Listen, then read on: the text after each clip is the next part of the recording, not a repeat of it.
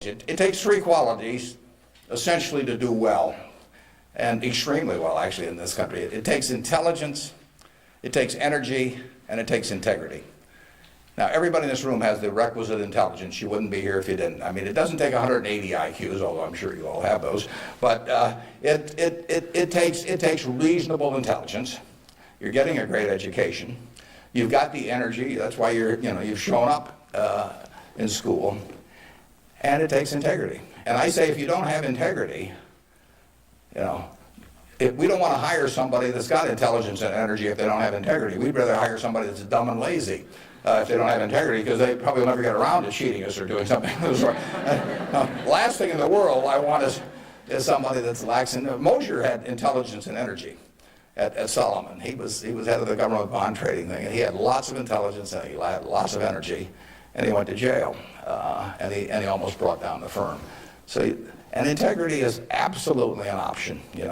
You may not be able to throw a football 60 yards, and you may not be able to run the 100 in 9.8. You may not be able to sink three-pointers but you can choose where you stand on the integrity scale.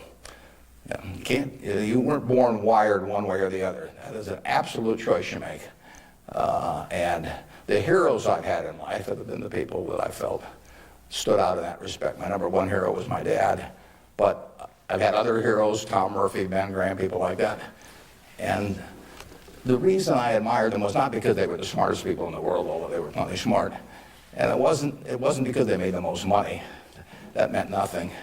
It's really because I felt they were the classiest people that I ever met in my life. I mean, I saw them behave over year after year after year in a way that I could write their story on the front page of any newspaper, and even in an unfriendly tone, and I could not do anything that would embarrass them in the least. They behaved extraordinarily well. And having the right heroes, is terribly important. You tell me who a 10-year-old's heroes are, and I can give you a pretty good prediction about how they're going to turn out. You want to choose your heroes very carefully, because you're going to look like them at some point, and you're lucky if you've got the right ones.